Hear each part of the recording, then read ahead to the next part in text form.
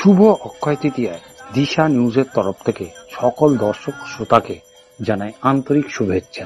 বজবজ পৌরসভার অন্তর্গত 14 নম্বর ওয়ার্ড শ্যামপুর শুভ অক্ষয় তৃতীয়ায় শ্রী শ্রী সিংহবাহিনীর মা দুর্গা মন্দিরে ভিত পুজো হলো। এই ভিত পুজো উপলক্ষে অনেক বিশিষ্ট ব্যক্তিরা উপস্থিত ছিলেন। সেই বিশিষ্ট ব্যক্তিদের বক্তব্য আপনারা শুনুন। আজকে শুভ অক্ষয় তৃতীয়া, পবিত্র দিন। আর যে প্রাঙ্গণে আমরা বসে আছি এটা শতাধিক বৎসরের প্রাচীন এবং ঐতিহ্যমণ্ডিত আগেকার পাল বাড়ি, জমিদার বাড়ি। সেই বাড়িতে দীর্ঘদিন 100 বছর ব্যাপী তারও অধিক দুর্গা পূজা হতো। আমরা ছোটবেলায় দেখেছি খুব ধুমধাম সহকারে মা দুর্গার পুজো হতো এই বাড়িতে। তখন তো পুজোর সংখ্যাও আরো, সার্বজনীন পুজোর সংখ্যাও, বারোয়ারি পুজোর সংখ্যাও কম ছিল।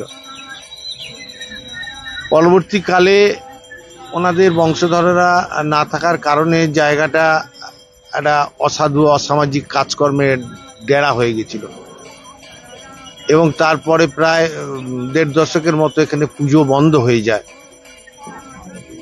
এমতো অবস্থায় স্থানীয় মানুষের এটা নিয়ে একটা মৃদু ক্ষোভ ছিল যে এই জায়গাটা অপরিষ্কার অপরিচ্ছন্ন শুধু নয়, সমাজ বিরোধীদের ডেরা হয়ে যাচ্ছে, পুজো বন্ধ হয়ে গেছে।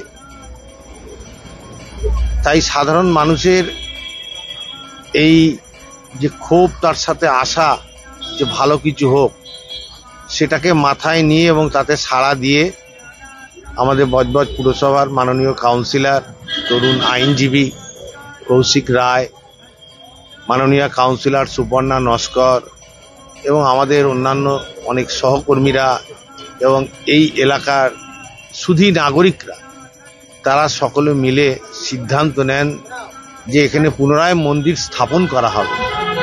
শ্রী শ্রী সিংহবাহিনী দুর্গা মাতার, দুর্গা মায়ের যে মন্দির, যে মন্দিরে পুজো হতো, সেই মন্দির পুনরায় স্থাপন করা হবে এবং সকলের মঙ্গল কামনায় সেই দুর্গা পূজা আগামী দিন যাতে পুনরায় চালু করা যায় তার উদ্যোগ গ্রহণ করেছেন এনারা।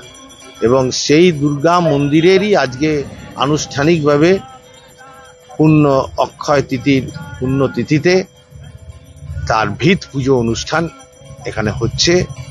আমরা সবাই এই অনুষ্ঠানে উপস্থিত এবং আমরা এর জন্য অত্যন্ত আনন্দিত যে একটা ভালো কাজ, শুভ কাজ, সর্বস্তরের নাগরিকদের কল্যাণ কামনায় এই উদ্যোগ বাস্তবে সঠিকভাবে, সুন্দরভাবে রূপায়িত হোক। দেখুন, এটা হচ্ছে শতাব্দী প্রাচীন দুর্গাপুজো, যেখানে দীর্ঘদিন ব্যাপী দুর্গাপুজো হয়েছে এবং এই দুর্গাপুজোর একটা আলাদা রূপ, যেখানে হর পার্বতী একসঙ্গে বসে পূজিতা হন। এখানে শিবের কোলে পার্বতী থাকেন এবং তার সঙ্গে যেরকম লক্ষ্মী, গণেশ, কার্তিক সবাই থেকে যেরকম মূর্তি তৈরি হয়, সেই মূর্তি প্রোটোটাইপ এখানে দেওয়া রয়েছে এবং সেই পুজোই প্রতি বছর ধরে হয়ে আসবে, 100 বছরের ওপর ধরে। তো তার পরবর্তী সময় কিছুদিন, মানে প্রায় 12-15 বছর আগে এখানে কি হয়েছে, এখানে কিছু অসাধু ব্যবসায়ীরা এবং কিছু দুষ্কৃতীরা মিলে এখানে এটা ভেঙে ফেলে এবং সেই ভেঙে ফেলার ফলে কি হয়, তারপরে তারা হয়তো বাড়ির মালিকদের সঙ্গে যোগাযোগ করেছিল, করে যে কোনো কারণে তাদেরকে জোর করে হোক, ভয় দেখিয়ে হোক ভেঙে ফেলে তারা অন্যান্য বিজনেস করার চেষ্টা করেছিল। কিন্তু মায়ের এমনই অসীম কৃপা যে তারা কেউই সফলতা পায়নি এখানে। তো এখানে আবার যেরকম জায়গা ছিল বাড়ি ভেঙে পড়েছিল। তার পরবর্তীতে আমার দলে, আমরা কাউন্সিলর হওয়ার পর, আমি সুপর্ণা নস্কর এবং আমাদের চেয়ারম্যান সাহেব রয়েছেন এই বোর্ডে, আমাদের চিন্তা ভাবনা হয় যে এখানে যাতে মন্দিরটা আমরা পুনরায় স্থাপন করতে পারি। তাই জন্য এলাকার মানুষও আমাদের জানা।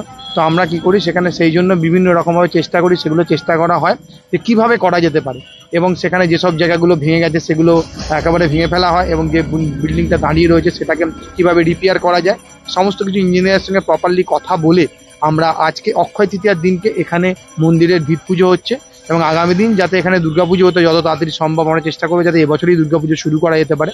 যদি এবছর না হয়, অন্তত সামনের বছর থেকে আমরা যেন দুর্গাপুজো শুরু করতে পারি, তার জন্য এখানে পরিকল্পনা এবং আজকে থেকে মন্দিরের ভিত্তিপ্রস্তর স্থাপন হচ্ছে।